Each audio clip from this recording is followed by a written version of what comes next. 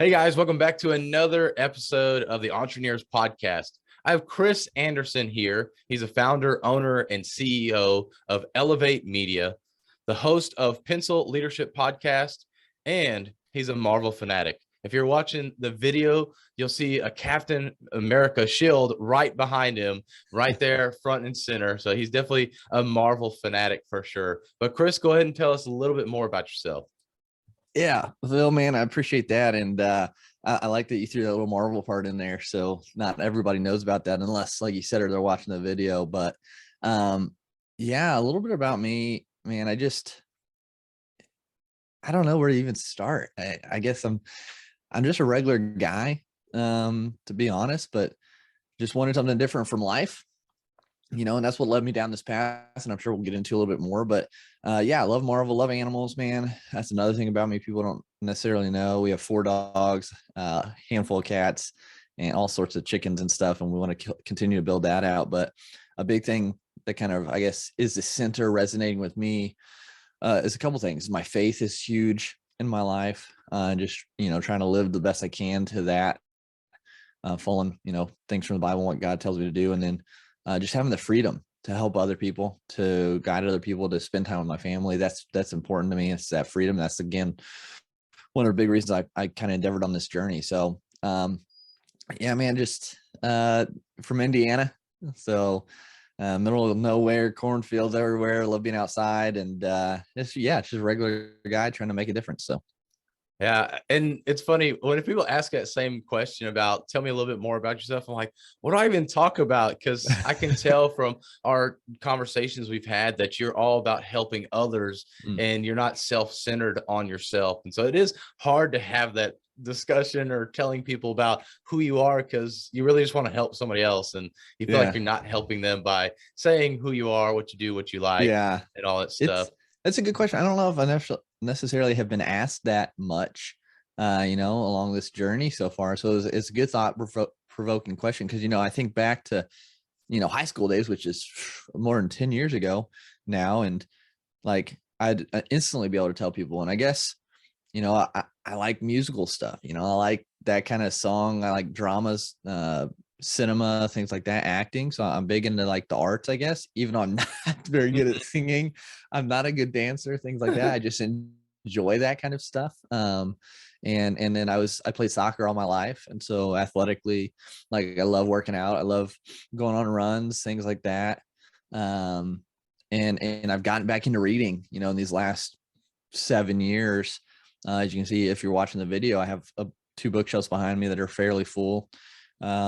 So I just love learning. I love learning, experiencing life, experiencing emotions that come from, these plays and music and things like that. So just really trying to take in all of life the best I can. And then just, excuse me, I tell my wife, I want to go to an opera one day. She's like, why, do you like opera? I'm like, I probably won't. I might, I don't know. I've never been to one, but I want to experience that. I want to do things that are different that I haven't done, just to see, if I enjoy them or what it's like to be a part of that. So that's kind of a background of me a little bit more too. Yeah, for sure, man. But I really like that you brought up that you're Christian, you're a husband, you're a dad, which we just talked about. Our kids are about the same age. So how has that transition been for you? Because I know you're just maybe not recently out into your own thing, out of the 9 to 5, but it hasn't been that far since you've been into your own entrepreneur journey and out of the 9 to 5. But how has been adding the kid into the mix been a change for you? Yeah, it's been something. We're super lucky though, and blessed. He's doing really well and sleeping really well. You hear that's kind of an issue a lot of times with new parents not getting a whole lot of sleep. He'll sleep 6 to 8 hours a night, and he's done that really since being born. And we're super lucky with that, because now we don't let him sleep 8 hours, because we do get him up earlier to feed. But I mean, we get a good chunk of sleep at night. And so the big thing is just, how am I going to, cause I work from home and do everything from home. Like, how am I going to rearrange my schedules? So, the times he needs fed and things are there. And that's the important part. Like, so navigating that was interesting starting out. So he was born in October 2021. same time as your daughter. And my wife was home. She's a teacher, so she had that last 3 months off. So she was home, which was great, helping out, working together, trying to figure this out. And then when she went back to school this month, this January 2022, it was like, oh no, now I have to figure out my whole schedule again, because now I don't have her, to say, hey, could you feed him this time because I have a recording or I have work stuff. So it was like a whole adaptation, flexibility of schedule. Like, all right, how am I going to do this?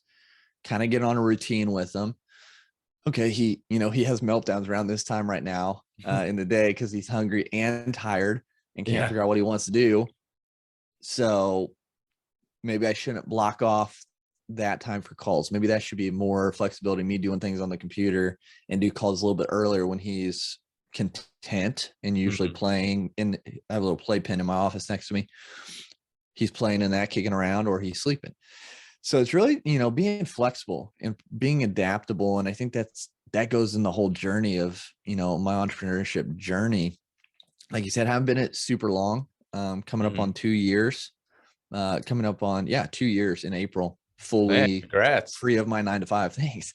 And it sounds like I should be a millionaire by now, but not quite there. Doing really well. Thankful for that. But it's just part of that journey is being able to adapt and being able to, take what is thrown at you and pivot a little bit and figure things out as you go. So yeah, it's been a lot of adaptation and flexibility, but we're figuring it out, and it's going fairly well.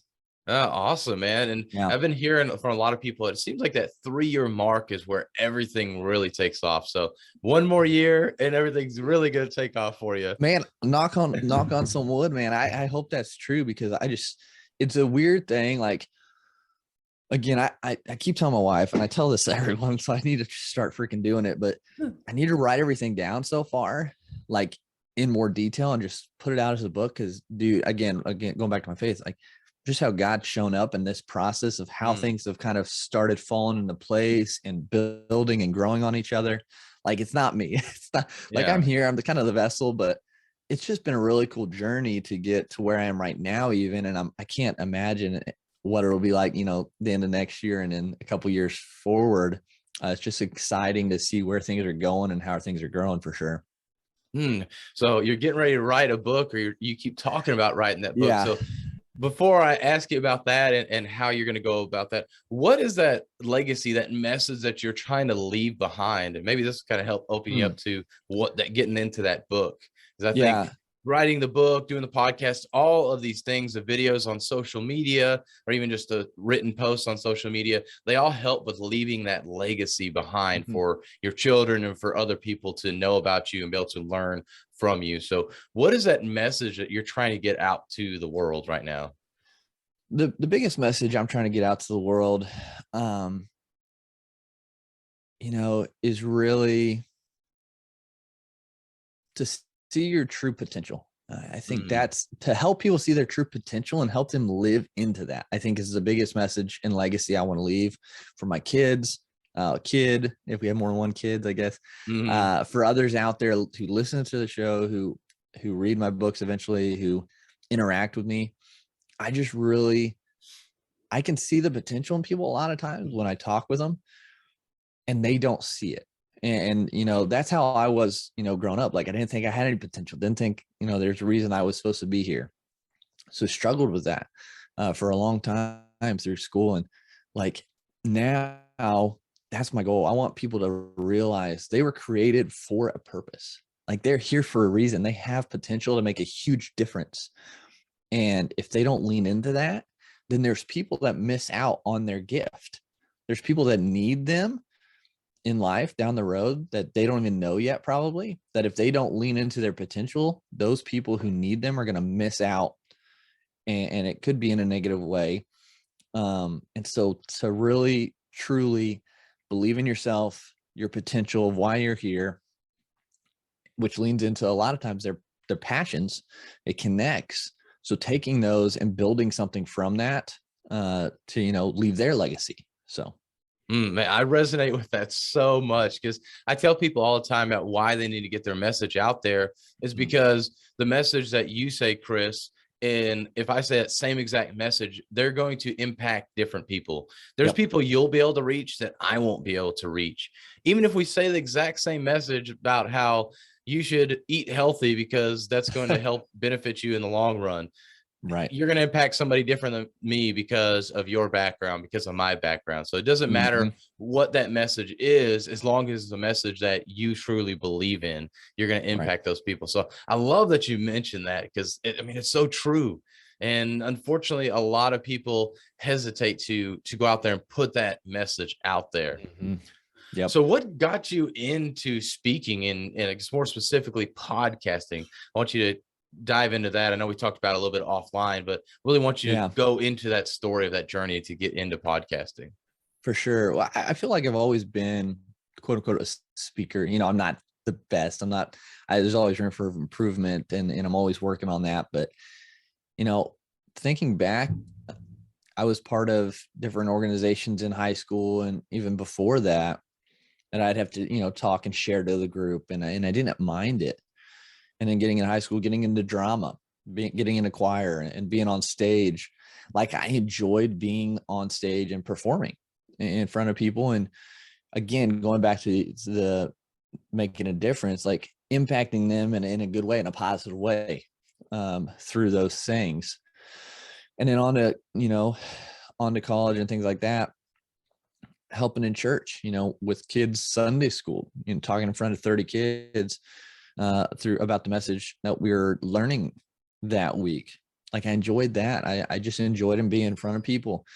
And I didn't mind talking and being in front of people and speaking in that regards. And so it's always been there, I guess. And I don't know, I guess it's just part of how I was created, something that I haven't mind doing. And so that got me into, you know, 2017, 18, started listening to more podcasts, and I was getting a lot of benefit from it. I was learning a lot. I was building, you know, confidence even through listening to some shows. A big one, Lewis Howes School of Greatness, huge one. If you haven't listened to it, check it out. It's huge. He interviews some amazing guests. I feel like that's like one of the original, like, OG podcasts too, besides Joe Rogan. Yeah, I aspire to be kind of like Lewis and what he's doing. But so started listening to a lot of shows that just benefited me personally because of what I could learn from them. And I was like, man, this is so cool. Like, these people are just talking and putting an audio clip, and they're reaching people around the world. Like, that's an amazing thing. And in my brain, you know, starts visioneering, whatever you want to say, visualizing all these possibilities with online stuff. I was like, I could do a podcast. Like, I would love to talk to, like, I love interviewing people and like talking to people and meeting people. I could do that. Now, how could that turn into something else? And I started looking at Lewis and what he did. I was like, oh my goodness. Like, he created a business online. Like, he created, you know, financial abundance basically from doing that. I was like, I could do that. I don't know how yet, but I could do something like that. And so I started my podcast in 2019, the end of 2019, Pencil Leadership, just to bring personal, professional development topics to people. I wanted to interview successful people so I could learn from them and then bring that to my audience. And so that's what I did. And I started that, and over 140 people I've interviewed, been able to learn so much from them and share a lot of value out there to the audience through them, not me, like the people I've interviewed. And I've just gained so much from that. And I really enjoy, you know, initiating the conversation and having these talks, and then being on shows like yours, Phil, and talking and being able to share just, you know, a little bit about my story and what has transpired along the way. Because like you said, if I tell my story, maybe it resonates with somebody and helps them and changes their trajectory of life, and you share yours and it connects with someone else that mine didn't. And so I think just getting out there and understanding that no matter what position I'm in or where I've been or who I am, like, my story matters, and it can help somebody. And that's all that matters to me. So many good points, but I want to go back to when you said you started that podcast about 2 years Mhm. ago. Were there any fears or anything behind starting it, or what was the catalyst that made you finally decide to start that? Because I know for me personally, there Mhm. was a few years where I mean, I had this microphone before I started the podcast, probably 2 years before I started. And I finally, one day, I asked somebody that had a podcast, like, "Hey, how do you get started on podcast?" And they're like, "Just start." I'm Yeah. like, "Really? That's it?" And then he did give more details after that, but he basically was just start. That's what you got to do. You got to just start. You know, there's Mhm. nothing else to do. So, what got you started on the podcasting? Yeah. So while I was listening to Lewis and all that, I started kind of really listening and seeing what he was using and the resources and things that he was putting out on how to start a podcast or what he used equipment wise, things like that. Looked at a couple people that he had interviewed in their shows, and really did some research for probably about a month. And Hmm. then I set a date and I said, okay, November, this thing's launching. And so, I started with a less expensive microphone, a Fafine off Amazon. It was like $60. I did not have a webcam, so I was just using my laptop on a little table in front of me. And I had kid headphones. I had Captain America youth headphones that I would use in my early videos. Because from the get-go, I did video on Zoom.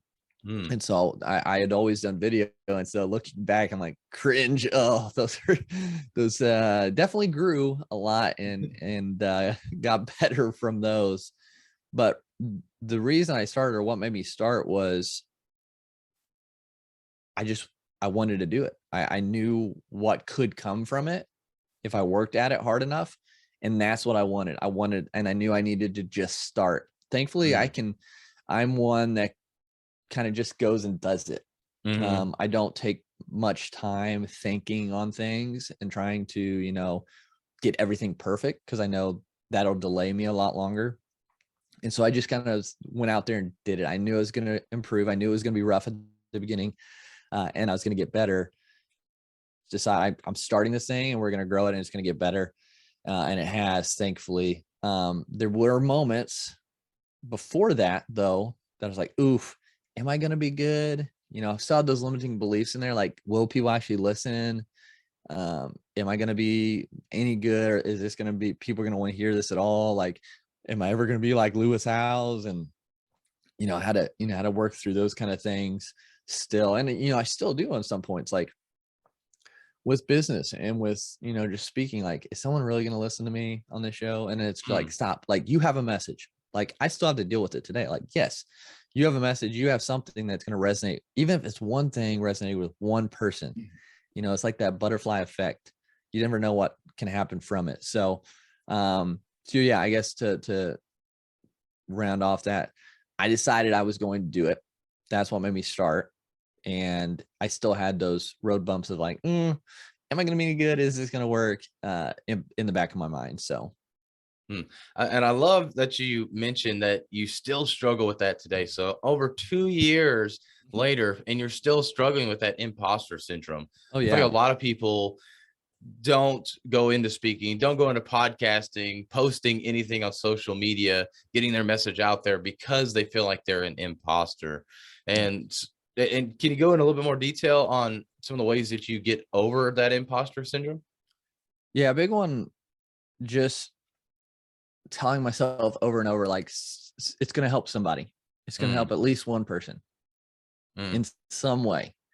And just reminding myself, like, I was created with a purpose and potential to leave a positive mark, the whole pencil leadership fifth trait. And so just tell myself that, like, hey, you're created and there's a reason you're doing this. There's a reason this episode's coming out. There's a reason there's somebody going to listen to this. mm. So just reminding me of that. Because my mission was never to make a bunch of money from it.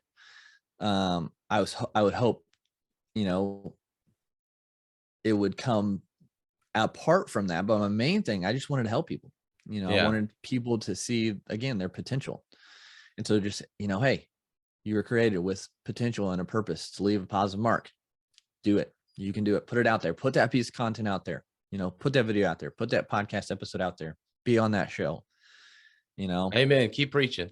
Yeah. And so just, over and over telling myself that one thing, like, hey, you have a purpose. There's a reason. You might not see it, but there's a reason, and just keep going forward. I love it. I love it. And another thing, you took imperfect action. I love that you set a date and you're like, this is when I'm going to get it launched. You had an idea. You did a little bit of research, which is understandable. You don't want to just completely go into a podcast and then trying to figure out what you're going to do after you already started. You're like, okay, I did the intro and now what? Because it's all about consistency. But I love that you took that immediate action. Now tell us behind the scenes with your podcast studios, quote unquote studios. What has that looked like? Because I know we were talking about both of our transitions and how I started in a spare bedroom that turned into the baby podcast studio. And then I got kicked out of that. So I went to the other spare bedroom until I could finally get here in this shed, /podcast studio that I have now, and still working on that.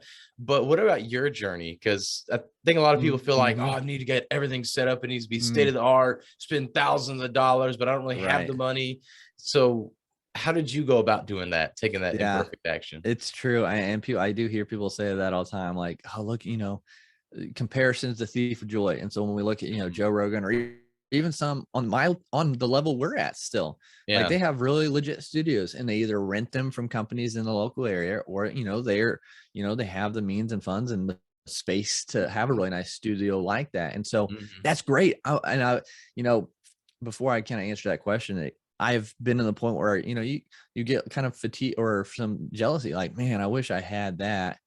But I was like, and instead of being excited for that person, it comes back to me with that mindset. And I snap out of them. I'm like, no, like, that's awesome.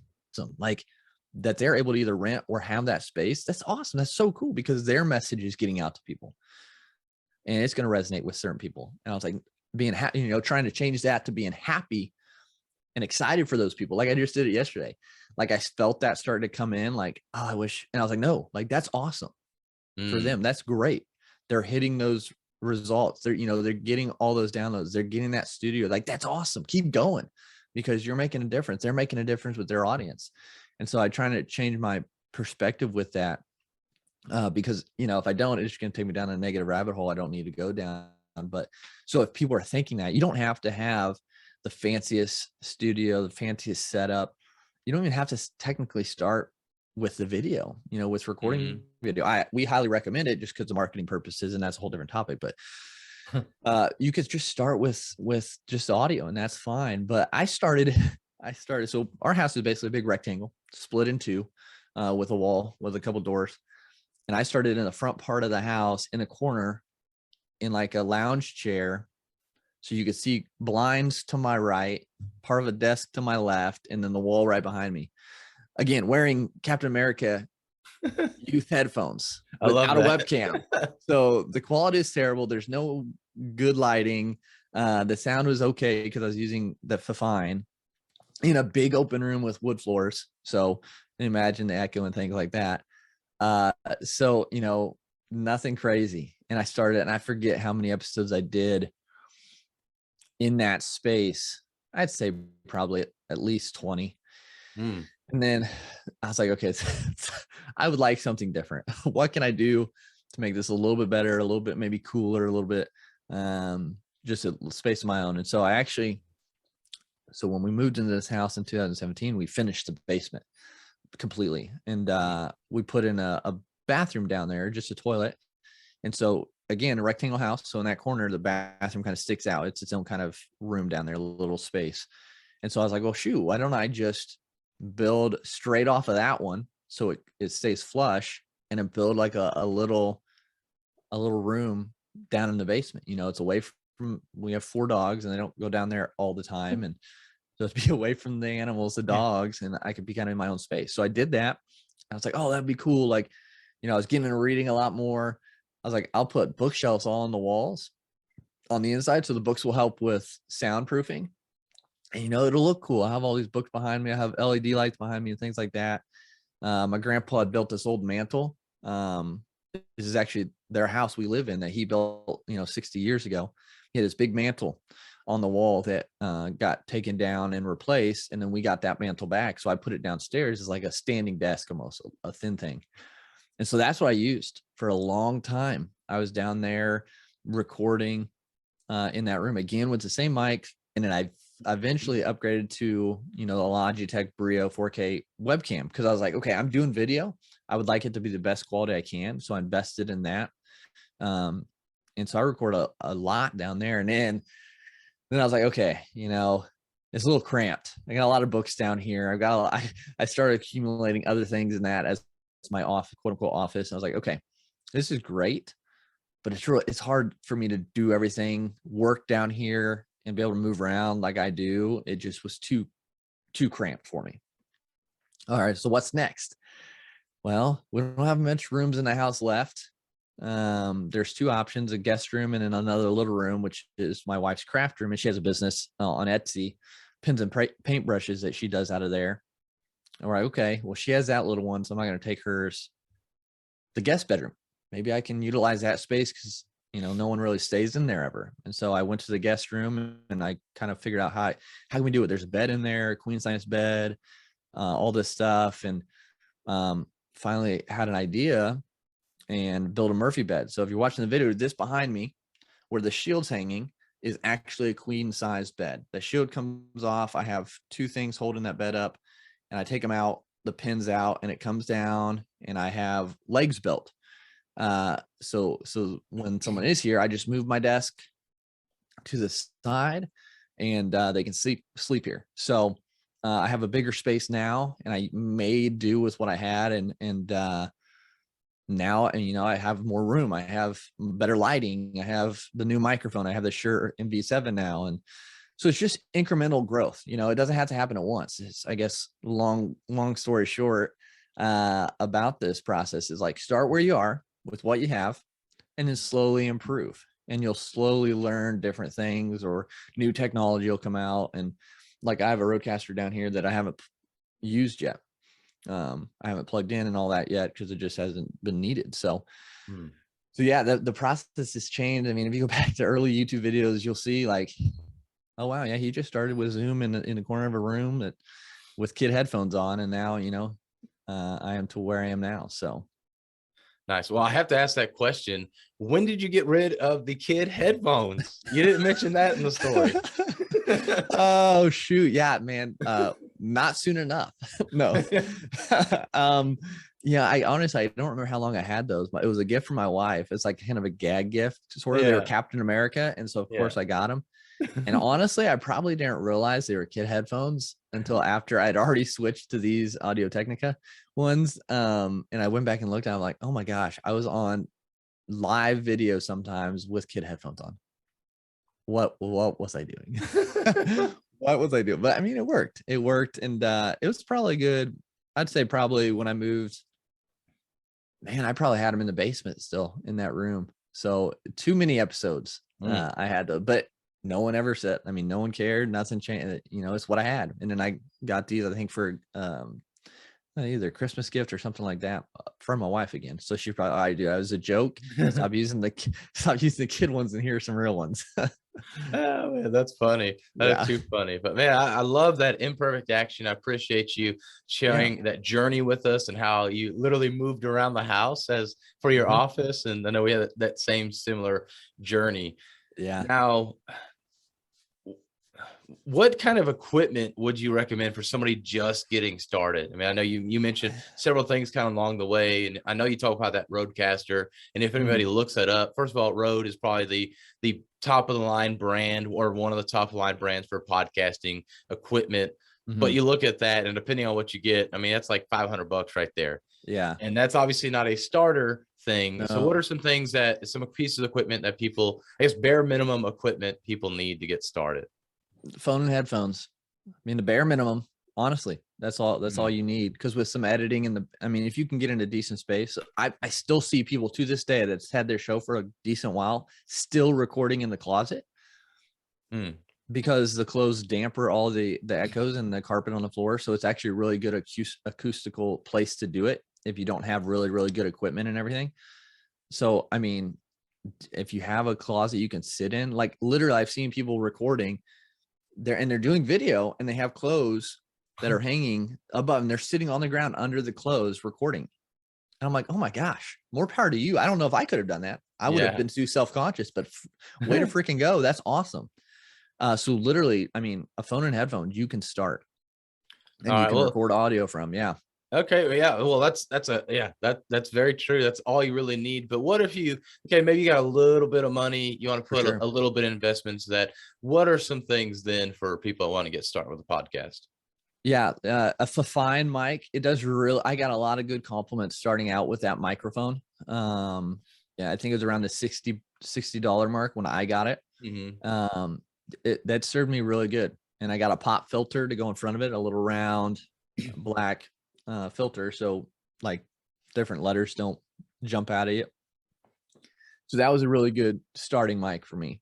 Hmm. And I looked into a bunch of different microphones.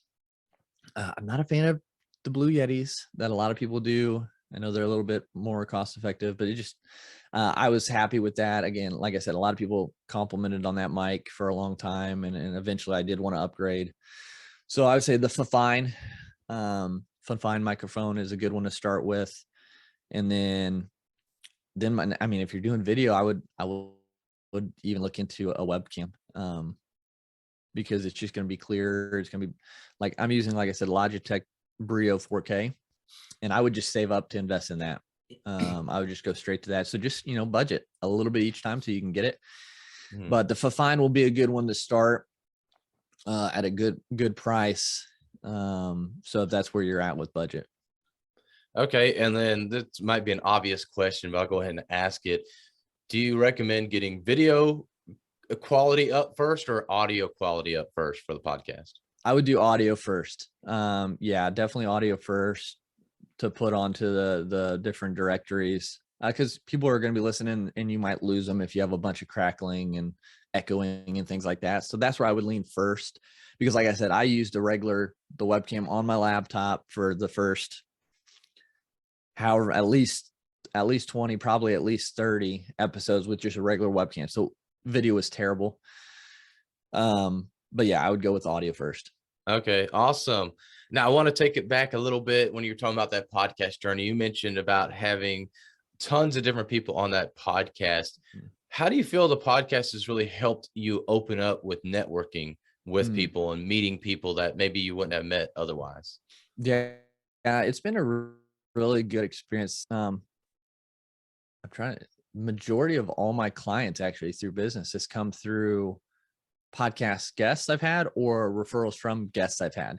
Wow. That's been amazing. And that's why I try to tell people, like, when you start a podcast, you don't need to use that as your stream of income. People think sponsorships right out of the gate. I'm like, dude, take a step back. You're not Joe Rogan. Like, use it as a funnel, because that's what mine's done for me. And so, but I've learned, man, it's so crucial. Like, it's so huge. And I've met some really cool people that know some really cool people, like, and connected. Like, you just expand your circle so much when you are interviewing, when you're connected, and it's so much easier to connect with these people. But hey, you're doing amazing things. I want to highlight this, or I want to highlight you. I want to highlight your book at the end. I want to give it to you. I want to lift you up to my audience. That's it. Will you be on my show? And most people are like, yes, because thing, and push it out there. Like, that's why we're starting a podcast tour service within our agency. Like, people want to get out there because it's such a great platform to build their brand, push their stuff out, but also bring value to people. So it's such an easy in with people. Hey, I think you'd be a great guest. I'd love you to talk in front of my audience and push your stuff out there. And it's like it's a win for everybody. So it's an easy door opener to, that sales process or that marketing process with them as well, without it. I have this thing, you want to buy it? Because they're probably gonna be like, no, but hey, I want you on my show. They're like, oh yeah, for sure, let's talk. And so it just eases things. You build good relationships. You meet some really cool people and what they're doing. So yeah, it's really expanded my networking skills and network in general. Hmm. I love that, man. It's so true. I love the power of podcasting because you meet so many people you wouldn't meet otherwise. And Yep. I think the only thing that's kind of more impressive, so to say, is that if you have a book, most people are like, "Oh, you got a podcast, man? That's really Mhm. cool." Well, if Yep. you have like that book, it's just that next level. It seems like people Yeah. have trouble obtaining for some reason. Although, Mhm. especially with Kindle Direct Publishing through Amazon, it makes it so much easier. But there's so many different avenues to be able to put that podcast out there. I mean, even Yeah. Anchor.fm, like you mentioned with the phone and mic or headphones Mhm. in your phone. Yeah. I mean, right there, you can do it and you just upload it. They have the app for you and upload it right then and there. There's no Yep. going on the back end, kind of like with Libsyn, where you have to go upload your audio file and all the stuff and make sure it gets put out there and everything. It's just you're right there on your phone, you record and send, and it's Yep. done. So there's That is, you're right. That's a very, seamless, easy place to start. But man, if I'll be transparent, I would steer away from Anchor, but that's just my personal opinion, and I won't bash them. But I've used Buzzsprout all along, and mm, Buzzsprout's great. Podbean's great. mhm. We work with some clients with Podbean. There's a lot of good ones out there. Yes, there's a increase. Um, and so with that, Anchor's kind of been getting some bad publicity. And I've never really leaned people or directed people towards them because I mean it's a free thing. So I don't know. There's just some things that are in the landscape of podcasting with Anchor. No, sorry, I don't know if it's your internet or mine. It's like it's cutting in and out here a little bit here Oh at the no, end. I hope you got that.